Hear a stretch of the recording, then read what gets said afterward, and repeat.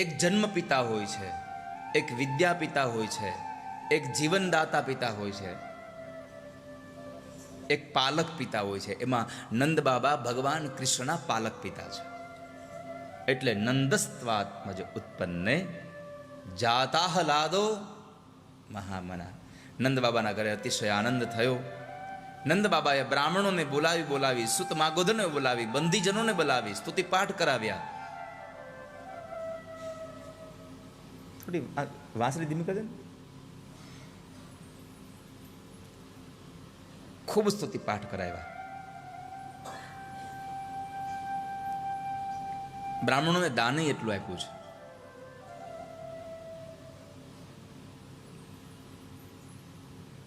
સૌ લોકોએ આનંદ કર્યો. નંદ બાબાએ દીકરાના જન્મના સમાચાર સાંભળી અને તર્પણ કર્યું છે. સંસ્કારૈસ્તપસે જયા શુદ્ધ્યંતી દાને સંતુષ્ટયા દ્રવ્યાણ્ય આત્માત્મા વિદ્યયા.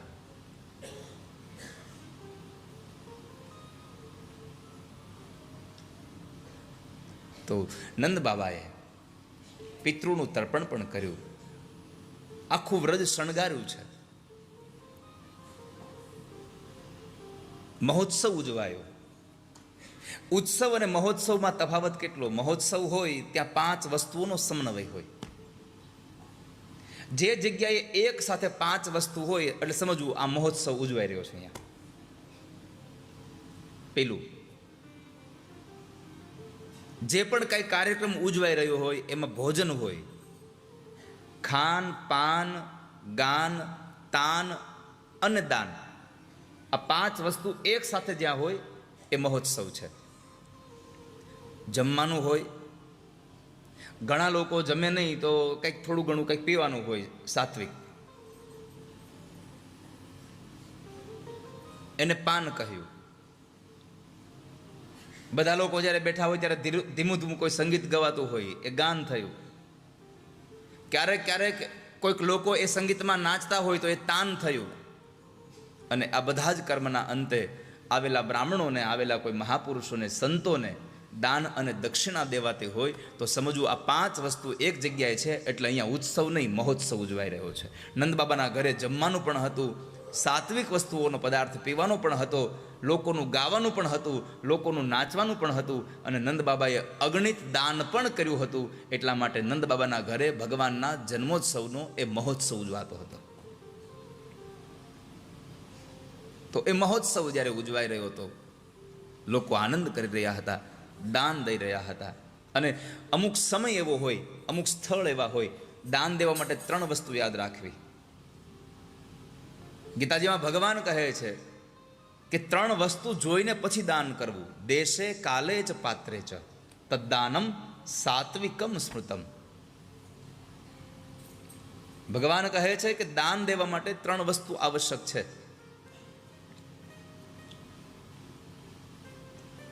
દેશનો અર્થ છે સ્થાનનું મહત્વ છે. તમે ક્યાં રહીને દાન કરો છો એનું અગત્ય બહુ છે.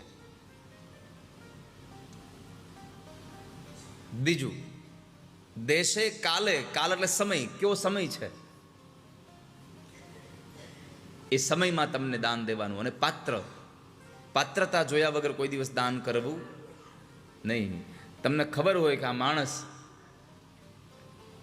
આપણા આપેલા દાનને કાં તો જુગાર રમી જાય છે ને કાં તો ન ખાવા પીવાના પદાર્થો ખાઈ જાય છે, તો દાન ન કરવું કોઈ દિવસ.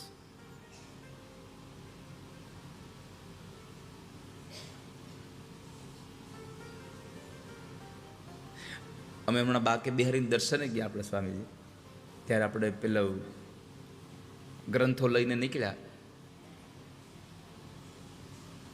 તો એક યાચક આવ્યા. એટલે સ્વામીજીએ જરા પૈસા આપ્યા. અને પૈસા આપવાનું કામ મારી આજુબાજુવાળા હોય એને જ હોય. હું તો ખીચામાં કોઈ દી કાંઈ રાખતો નથી. એટલે કોઈ દી ખીચું કપાવવાની ઉપાધિ જ નહીં. ગમે એટલી ભીડમાં જાવ તો આપણે શું લેવા દેવા, ખીચું ન કપાય કોઈ દી. તો આનંદ સ્વામીએ પૈસા આપ્યા. એટલે મેં એને પૂછ્યું, મેં કીધું આનું શું કરશો? એનામાં સત્યતા બહુ હતી. મને કે વાની ચલમ પી જાય કે વાની કા ચલમ પીશ અને કા એણે ભાંગ શબ્દ વાપર્યો હતો. ત્યારે મને થયું કે આ દાન આપણું ખોટું વ્યર્થ ગયું છે. દેશે કાલે ચ પાત્રે ચ તદ્દાનમ સાત્વિકમ સ્મૃતમ. તમારા પૈસા આપવાથી માણસ, તમારા કરેલા દાનના પૈસાથી માણસ ખોટા માર્ગે જાય તો એના ભાગીદાર તમે પણ બનતા જાઓ છો. તમારા દાનથી કોઈ માણસ સત્ય રસ્તે જાય તો એ પુણ્યના ભાગીદાર તમે બનતા જાઓ છો. આપણને એમ થાય અમે તો દાન કર્યું, એ પછી જે કરે એ. ભગવાને કહ્યું છે કે પાત્રતા જોયા વગર કોઈ દાન કરવું નહીં. તો તમારા બધા માટે પણ આ વાત, સમય પણ યોજિત ચાલે છે અને જગ્યા પણ વૃંદાવન જેવું ધામ છે. પણ દાન જ્યારે દો ત્યારે પાત્રતા જરા તપાસજો કે આપણું દાન ખોટી જગ્યાએ ન વયું જાય. બની શકે તો કદાચ રોકડા ન આપો તો કંઈક જમવાનું લઈને જ આપી દેવું, જેથી કરીને ઉપાધિ નહીં.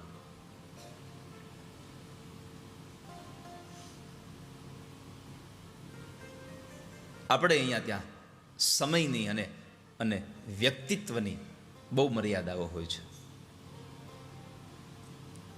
સમય ઉચિત હોવો જોઈએ. રામ અને ગણપતિ, ગણેશ, આ બે ભગવાનના જ નામ છે. પણ કોઈના ઘરે દીકરાનો માંડવો રોપાતો હોય તો એ ન કહેવાય રામ બોલો ભાઈ રામ, રામ બોલો ભાઈ રામ. અને કોઈની અર્થી ઉપાડીને જતા હોઈએ તઈ ન કહેવાય સ્વસ્તિ શ્રી ગણેશાય નમઃ. નહીં તો છે બે ભગવાનના નામ જ, પણ સમયને આધીન છે. તમારા બાળપણનો મિત્ર તમારાથી જુદો પડ્યો હોય ને તમને 5, 7, 10 વર્ષ પછી મળે તો એના ખભા પર આમ હાથ રાખી અને તમે પૂછી શકો ભલા માણસ ક્યાં હતો તું. પણ તમે જે સાધુની સેવા કરી છે, સાધુ ક્યાંક કદાચ અજ્ઞાતવાસમાં જતા રહે અને 2-5 વર્ષ પછી તમને મળે તો એના ખભા પર હાથ રાખીને ન કહેવાય મહારાજ ક્યાં વ્યા ગયા હતા, એને પગે લાગીને જ કહેવું પડે બાપજી તમે ક્યાં ગયા હતા. કારણ કે પાત્રતાની અહીંયા મહત્વ છે. પાત્ર કોણ છે સામે. મિત્રના ખભા પર હાથ રાખીને તમે વાત કરી શકો, જ્યારે ગુરુના ચરણારવિંદમાં તમારા હાથ હોય ને મસ્તક હોય ને તમે વાત કરી શકો. પાત્રતાની મહત્વતા છે, સમયની મહત્વતા છે, સ્થળની મહત્વતા છે. નંદ બાબાએ ખૂબ દાન કર્યા, લોકોએ આનંદ પણ ખૂબ કર્યો. અને નંદનો અર્થ જ છે બીજાને આનંદ આપે એ નંદ, અને પોતાના જિંદગીનો યશ બીજાને આપી દે એ યશોદા.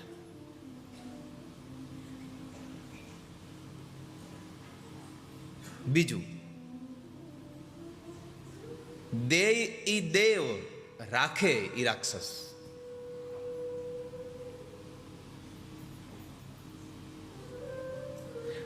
અને આપણી સંપત્તિ જેટલી વપરાશે ને એટલી જ વધતી જવાની છે.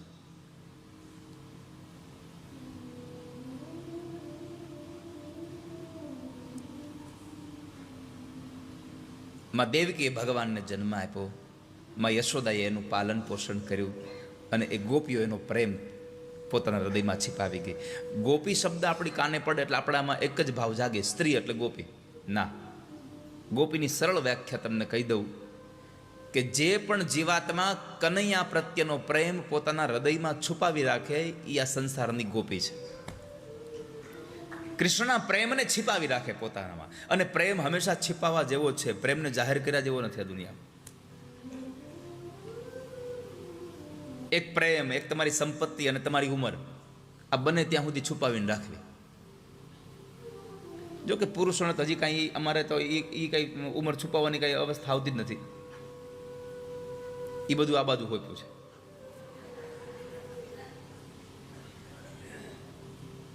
કોઈ ઉંમર પૂછે અને કદાચ છુપાવી પડે તો ઠીક વાત છે, પણ રોજ યુવાન થવું હોય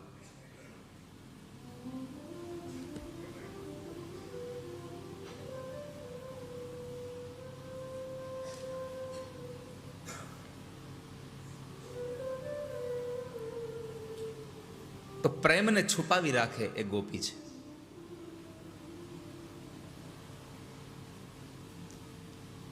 પરમાત્માનો ઉત્સવ નંદ બાબાના આંગણે ઉજવાયો, લોકોએ આનંદ કર્યો અને ત્યારબાદ દ્વાદશીના દિવસે ભગવાન મહાદેવ ઠાકોરજીના દર્શન કરવા આવે છે. આ કથા ભાગવતમાં નથી આવી, અન્યત્ર ગ્રંથોની, અન્યત્ર સદગ્રંથોની કથા છે.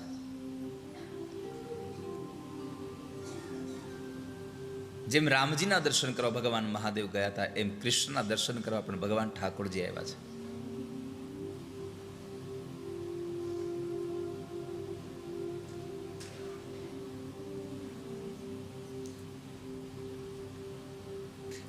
ભગવાનના જન્મના સમાચાર જ્યારે ભગવાન શિવને મળ્યા, એટલે એને ખબર પડી કે મારા બાલ સ્વરૂપ ઈષ્ટદેવ, બાળકના રૂપમાં ભગવાન જેટલી વખત જન્મે બધા જ ભગવાન મહાદેવના ઈષ્ટદેવ છે. આવું ભગવાન પોતે સ્વીકારે છે.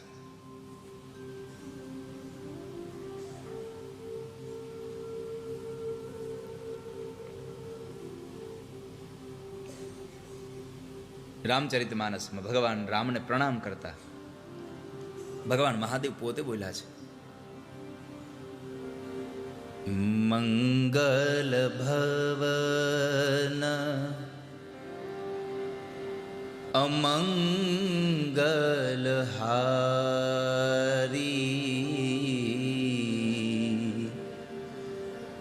દ્રવૌ સોદસરથ અજીર વિહારી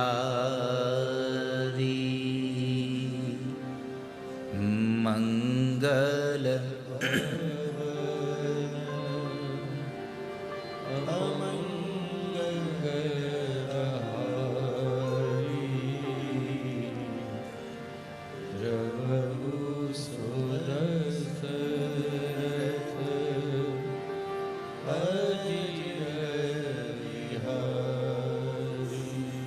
કરી પ્રણામ રામ હિ ત્રિપુરારી હર્ષિ સુધાસમ ગીરા ઉચારી. ભગવાન રામને પ્રણામ કરીને મા જગદંબાની સામે હરખથી રામકથાને ગાય છે. હરષિ સુધા સમ ગીરા ઉચારી.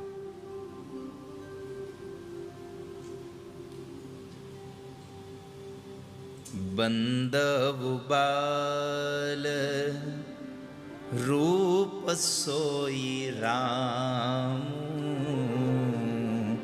બંદવુ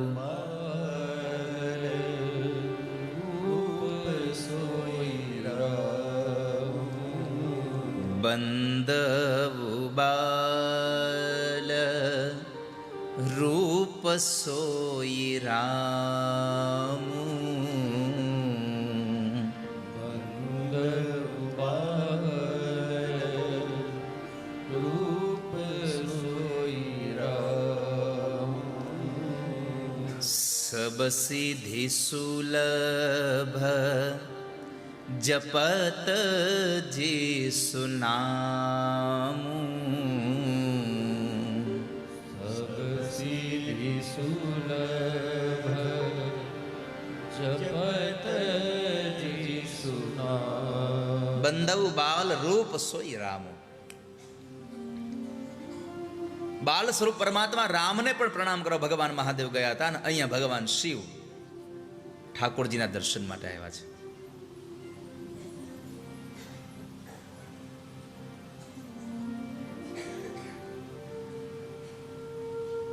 ભગવાનને થયું કે હું ગોકુળમાં જાઉં પણ મને દર્શન કેમ થાશાના, એટલે એક જોગી બાવાનું રૂપ લઈને આવે છે. નંદી આદિ ગણો સાથે થયા, અમને લઈ જાઓ. ભગવાને કીધું કે નંદી બધા સાથે જશું તો કામ બગડી જશે, પેલા મને જઈ આવવા દો, પછી હું તમને જે માર્ગે મોકલું એ માર્ગ ઉપર તમે જશો ને તો તમને દર્શન થઈ જશે. ભલે. નંદી માની ગયા. શેષનાગને કીધું કે તમે અહીંયા રહો. શેષનાગ કે ના, મને તો લઈ જ જાઓ, તમારે બીજા કોઈને મૂકીને જવાય જાઓ, બાકી મને લઈ જાઓ. ભગવાન કહે છે પણ તમે આટલી બધી જીદ શું કામ કરો છો? ત્યારે શેષનાગે કહ્યું, પ્રભુ મારે એ જોવાવું છે કે જે નારાયણ મારા શરીરની પથારી કરી અને દરિયામાં સૂવે છે, એ નારાયણ આજ ઘોડિયામાં કેવા લાગે છે, મારે એને જોવા આવવા છે, મને લઈ જાઓ.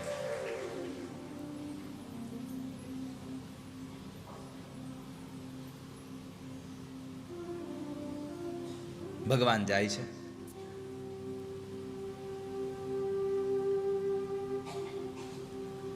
અહામલેખનો નાદ ગામમાં કર્યો. એક સ્ત્રી બરાબર મળે છે ગોપી. બાબાને જોયા અને પ્રશ્ન કર્યો સહજતા સાથે કે બાબા નમસ્તે. બાબાએ આમ જરા અકળાઈથી નમસ્તે. હવે આને તો આવો મુહાવરો કોઈ દી હતો જ નહીં.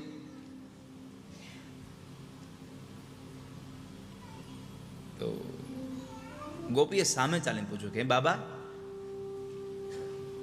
તમારા આ પહેરવેશ ઉપરથી એવું લાગે છે કે તમે કદાચ જ્યોતિષી હશો એવું લાગે છે.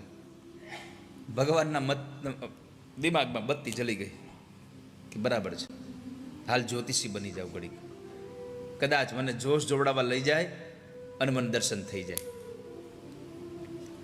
ભગવાન કે હા હા, હું તો જ્યોતિષી છું.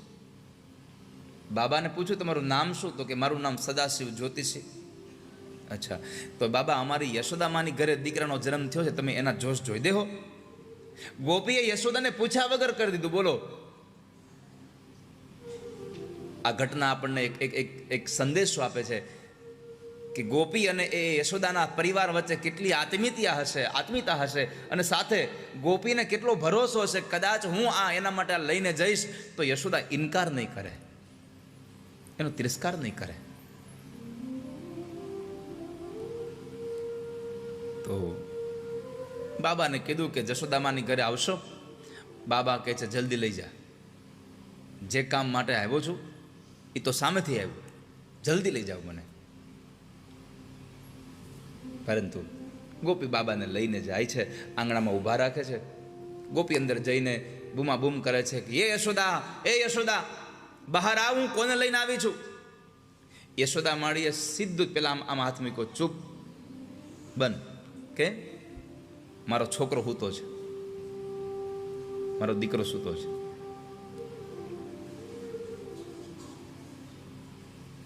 જાગી જશે તો કામ નહીં કરવા દે. આટલી બધી બૂમાબૂમ કેમ કરે છે? અરે માં, હું એક જ્યોતિષી બાબાને લઈને આવી છું, ચાલો આપણે આ તમારા છોકરાના જોશ જોડાવી લઈએ. તો માએ વળી બધું ઘરનું કામ પડતું મૂક્યું અને બાબા પાસે જોશ જોડાવા જાય છે. પણ જેવા બરાબર આંગણામાં આવીને બાબાની સામું જોયે ત્યાં માના પગ ઊભા રહી ગયા ને આખું ફાટી ગયું કે તું કોને લઈ આવી છે?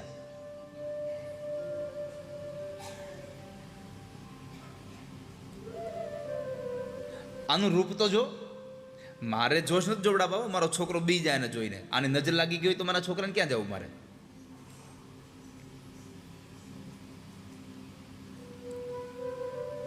એટલે એક ગોપીએ કહ્યું હતું કે એક કામ કરો, તો બાબાને તમે થોડીક દક્ષિણા આપી દો ને, હું બાબાને ના પાડી દઉં હમણાં. જા તું ના પાડ દે. ગોપી આવીને બાબાને કીધું બાબા માફ કરજો, અમારા યશોદામાનો છોકરો અત્યારે સૂતો છે ને, એટલે અમારે અત્યારે જોશ નથી જોડાવા, પણ જ્યારે જોશ જોડાવાશે ત્યારે તમને બોલાવી જશું. બાબા કહે છે કે એક યુક્તિ મળી હતી, એ નિષ્ફળ ગઈ.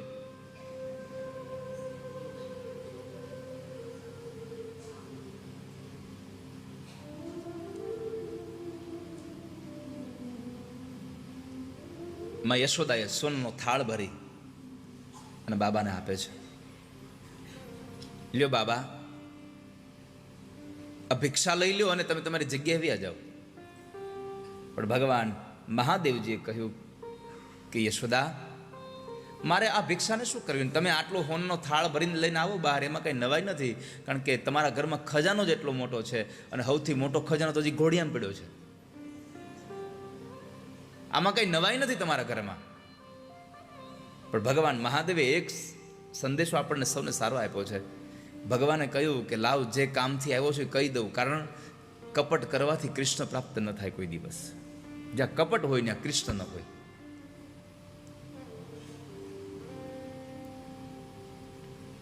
ભગવાન બતાવે છે કે જે છે એ જ રહેવું અને જે રહ્યો છો એ જ હોવું. નહીં તો ઘણા બોલે કાંઈક, કરે કાંઈક, હોય કાંઈક, નીકળે કાંઈક. નથી મેળામાં એક વખત આમ બોર્ડ માર્યું હતું, ઘોડો ગાય છે. મેળામાં બોર્ડ માર્યું હતું, ઘોડો ગાય છે. તે બધાને આશ્ચર્ય થયું, ઘોડો ગાય છે. તે બધાએ ટિકિટ આપીને આમ તમે જુઓ તો આખા મેળામાં સૌથી વધારે ભીડ ત્યાં. લોકોને થયું ઘોડો ગાય છે આવું. અને એના વ્યવસ્થાપકે એની એવી વ્યવસ્થા કરેલી કે અહીંથી પ્રવેશ કરાવે, અંદર લઈ જાય આમાં આટી ઘૂંટીમાં, અને પછી બતાવે આ ઘોડો, આ ગાય. નીકળો મેળાની બહાર, ઘોડો ગાય છે. જે હોય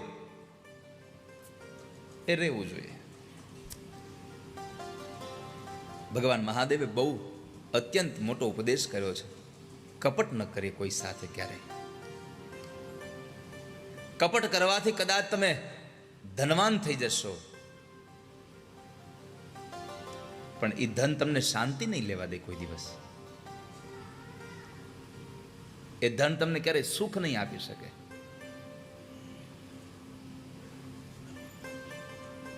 એટલે ભગવાન મહાદેવે ના પાડી કે મારે આ દક્ષિણા જોતી, માં મારે તમારા છોકરાને જોવો છે એકવાર, એને મને દર્શન કરાવી દો.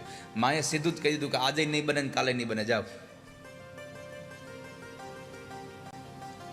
મારો છોકરો તમને આજે જોવા નહીં મળે અને કાલે નહીં મળે.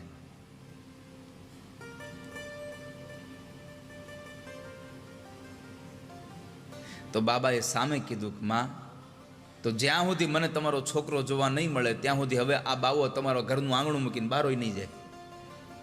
બાબાએ તો ન્યા ત્રિશુલ ખોડી દીધું, બેસી ગયા પદ્માસન વાળીને. હઠીલા બાબા બેસી ગયા.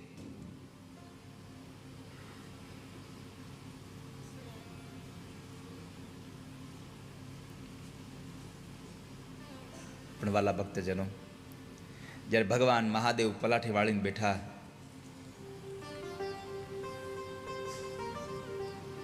બંને ગોઠણ પર હાથ રાખી, આંખો બંધ કરી અને ભગવાનને પ્રાર્થના કરે છે, નાથ, તમે કંઈક લીલા કરો તો મને તમારા દર્શન થશે, બાકી મને તમારા દર્શન નહીં થાય. આ માળી તમારા દર્શન નહીં કરવા દે.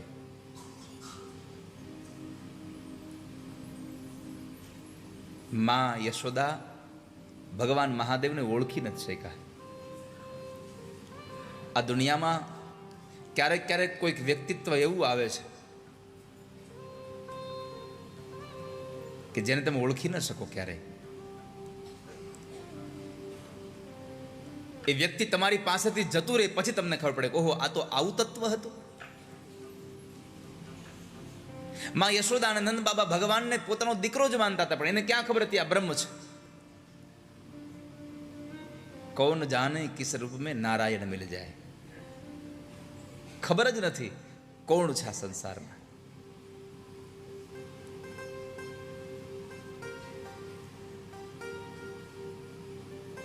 બાબા ભગવાનને પ્રાર્થના કરે છે. નંદ બાબાના આંગણામાં બેસીને ભગવાન મહાદેવ પ્રાર્થના કરે અને નંદ બાબાના ઓરડામાં એક ઘોડિયામાં પડેલા ઠાકોરજી પ્રાર્થનાને સાંભળે છે.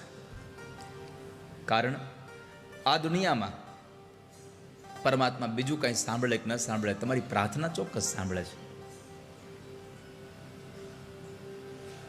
ઓ રંગીલા રણ છોડ, શરણ હું તારે આવ્યો છું. ઓ રંગીલા રણ છોડ, શરણ હું તારે આવ્યો છું. ઓ રસ ભીના રણ છોડ, શરણ હું તારે આવ્યો છું.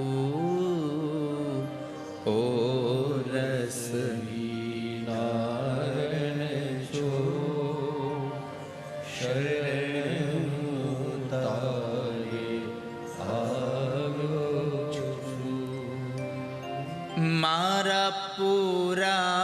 તું કરજે કોડ મારા,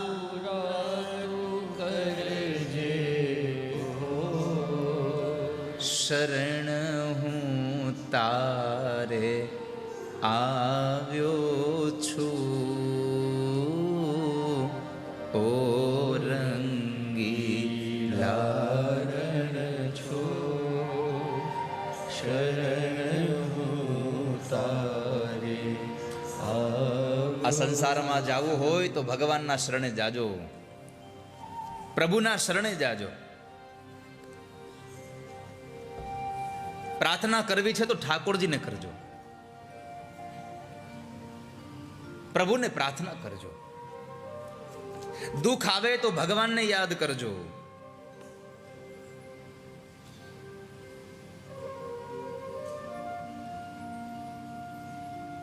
અને જ્યારે તમે પ્રાર્થના કરો છો ત્યારે પ્રભુ સાંભળે છે.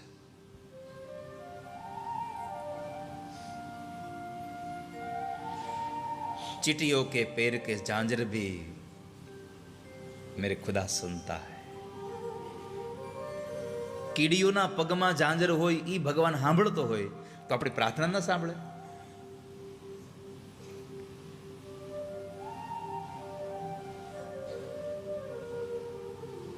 એકાદ વખત સાંભળે તો આપણને થાય કાં તો કદાચ ઘટનાઓ હશે, પણ જૂનાગઢના નરસિંહ મહેતા માટે 52 વખત પ્રાર્થના સાંભળી. 52 વખત.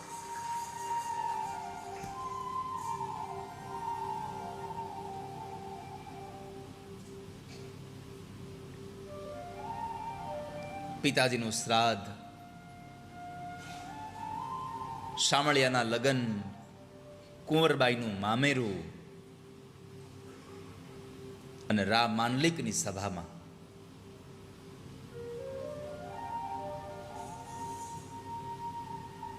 ઠાકોરજીના ગળામાંથી નીકળીને હાર નરસિંહ મહેતાના હાથમાં આવે.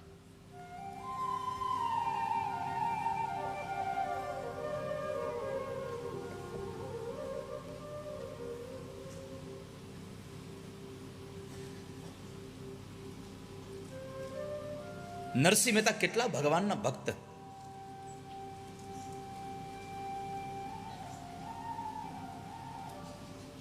પણ સૌથી વધારે જો એને હેરાન કરવામાં કોઈનો હાથ હતો તો એના જ કુટુંબીજનોનો.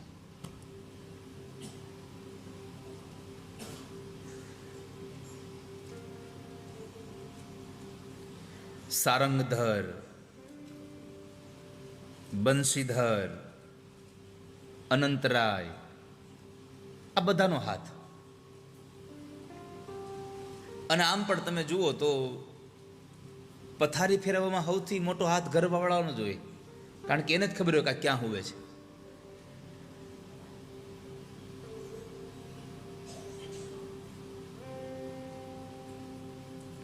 નરસિંહ મહેતાના જીવનમાં ભગવાને જે આટલી વખત આવ્યા એમાંનો એક આ પ્રસંગ. નરસિંહ મહેતા ભગવાનનું ભજન કરે, બાલ અબાલ વૃદ્ધ બધાને આવવા માટે, કોઈ પણ જ્ઞાતિવાદ નહીં, બધાને પોતાના ઘરે આમંત્રણ આપે, સત્સંગમાં આવે સૌ લોકો. પણ જ્યારે એક પરિવારનો એક માણસ આમ ઉપર ચડતો હોય ને પછી બીજા લોકોને એની ઈર્ષા બહુ થાય. તમારા પરિવારનો કોઈ માણસ જ્યારે ઉપર ચડે ને ત્યારે એનો હાથ પકડજો તો તમે જલ્દી તમે ઉપર ચડશો, એના પગ પકડશો તો તમે થોડાક નીચે રહો. પણ આ દુનિયામાં માણસને પગ પકડવાની બહુ ઈચ્છા થાય ઉપર ચડતો હોય એના. બીજો માણસ જ્યારે પ્રગતિ કરતો હોય ત્યારે આપણને આપણી પ્રગતિ કેમ કરવી એ ભૂલાઈ જાય છે, એને કેમ પ્રગતિ કરી એ જોવામાં જ આપણો સમય પૂરો થઈ જાય છે.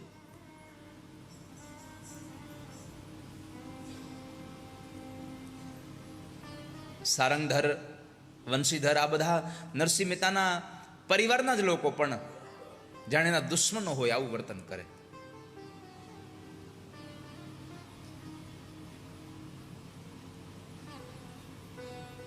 એકવાર નરસિંહ મહેતાને ખોટો ભગત છે એવું સાબિત કરવા માટે થઈને આ ખોટી ભ્રમણાઓ ફેલાવે છે આપણા નગરમાં. આવું સાબિત કરવા માટે થઈને સારંગધર, વંશીધર આ બધાએ એક કાવતરું કર્યું. રામ માંડલિકની સભાની અંદર બધાને બોલાવ્યા અને ત્યાં આગળ સારંગધરે એક વાત મૂકી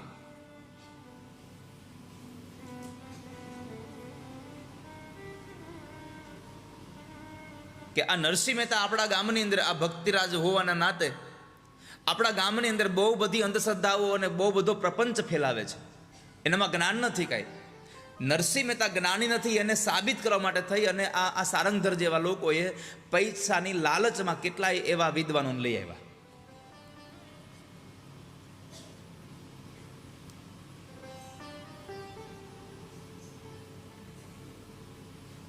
સભા ભરી છે, રામ માંડલિક બેઠા છે.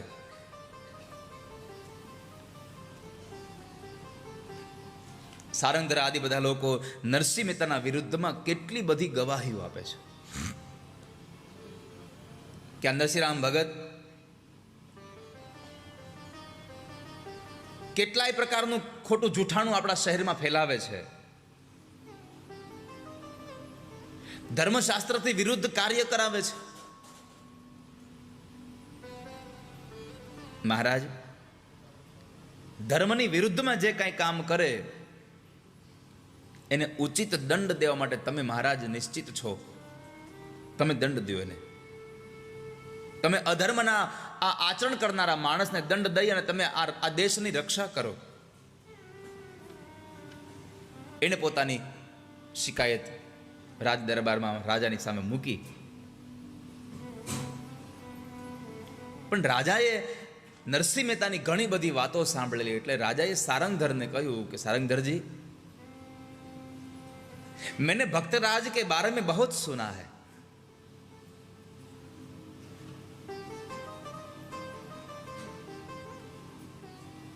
मैं दावे के साथ कह सकता हूं कि हमारे भक्तराज धर्म के विरुद्ध कुछ आचरण नहीं कर सकते. आप ऐसा बता रहे हैं,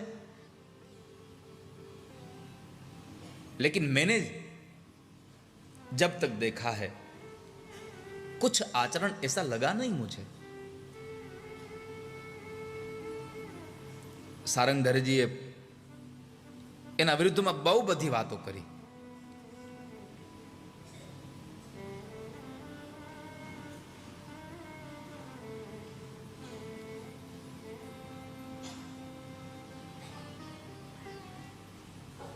એ સમયે અનંતરાય એટલે કે નરસિંહ મહેતાના ભાણ્યા, નરસિંહ મહેતાના મામા, એણે પણ રામ માંડલિકને એક એવું કીધું કે તમે કહો છો એ વાત બરાબર છે, પણ એ અન્ય ભક્તોની વાત કરો છો. આ તો મારો ભાણે જ છે, પણ છતાં હું કહું છું કે આ ભક્તિના નામે આ ઢોંગ કરી રહ્યો છે. ભજનના બહાને એ ન કરવાનું આચરણ કરી રહ્યો છે. એના બાબતમાં મારી પાસે બહુ બધા પુરાવાઓ છે. તો કે કેમ? તો કહે છે મારી સ્ત્રી નિત્ય એના ભજન મંડળમાં હાજર હોય જ છે. મારી સ્ત્રી ભજનના મધ્યની અંદર એ પોતાના હાથે આ નરસિંહને પાણી પીવડાવે છે. નરસિંહને નિયમ છે કે હું ભજન ચાલુ કરું પછી ભજન પૂરું ન થાય ત્યાંથી પાણી ન પીવું. પણ આ ખોટો છે, આ જૂઠો છે. મારી પત્ની એના હાથે પાણી પીવડાવે છે, મેં આ જોયેલું છે. આ ધર્મની વિરુદ્ધ કામ કરે છે બધું.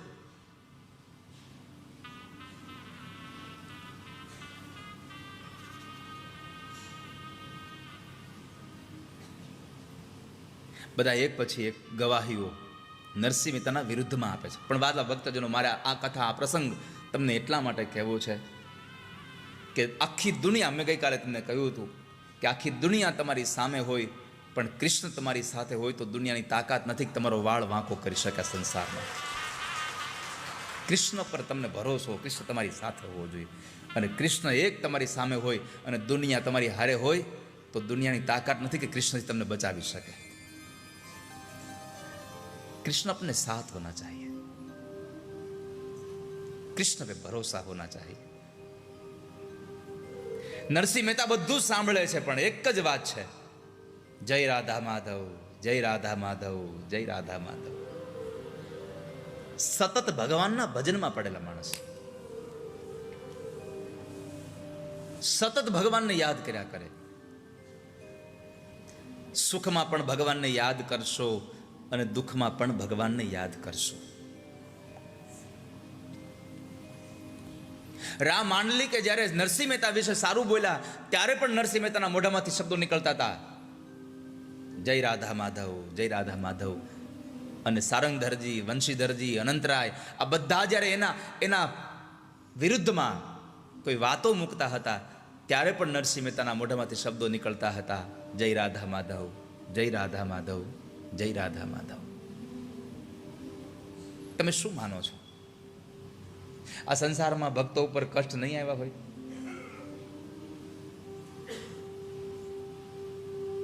લોઢું જ્યાં સુધી અગ્નિમાં તપે નહીં અને એને તાળવામાં ન આવે, એટલે કે એને મારવામાં, એને પીટવામાં ન આવે, ત્યાં સુધી કોઈ દી સારું ઘરેણું બની જ ન શકે. એમ ભગવાનનો ભક્ત દુઃખમાં જ્યારે પસાર ન થાય, કસોટીમાંથી પસાર ન થાય, ત્યાં સુધી સારો ભક્ત ત્યારે તૈયાર થતો જ નથી હોતો. આ સંસારમાં સારા ભક્ત બનવા માટે કેટલી કસોટીઓ. પોતાના પેટના જના દીકરાઓને ખાંડણીયામાં ખાંડી અને સાધુની થાળીમાં પીરસવા પડે, ત્યાં સુધીની આપણી આ ભારત વર્ષની પરંપરાઓ ચાલી છે. ત્યાં સુધી આપણા ભારત વર્ષની આ નીતિઓ ચાલી છે. જુનાગઢના એ શેઠ સગાળ શાહ બિલખામાં ચંગાવતી નારી, એકનો એક દીકરો સાધુના રૂપમાં આવેલા ભગવાને જ્યારે માગ્યું તો પોતાના દીકરાનું માથું કાપી ખાંડણીયામાં નાખી ખાંડી, સોળે શણગાર સજીને દીકરાના પરણવાના ગીત ગાતા ગાતા દીકરાનું માથું ખાંડ્યું અને ખવડાવ્યું. ખુદા તારી કસોટીની પ્રથા સારી નથી હોતી, જે હોય છે સારા એની દશા સારી નથી હોતી. ખુદા તારી કસોટીની પ્રથા સારી નથી હોતી. પણ અહીંયા એકદમ શાંત ચિત્તે નરસિંહ મહેતા જય રાધા માધવ, જય રાધા માધવ, જય રાધા માધવ. આ દુરાચાર ફેલાવી રહ્યો છે ભજનના નામે.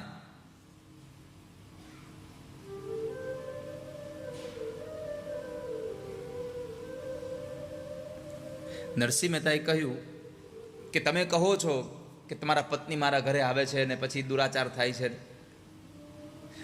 નરસિંહ મહેતાએ કહ્યું કે હું કોઈને આગ્રહ નથી કરતો, જેને આવવું હોય છે એનું નાય નથી પાડતો. મારા ઘરે કોઈને આવવા માટે હું આગ્રહ નથી કરતો. ભજનમાં તો બધાને છૂટ હોય છે.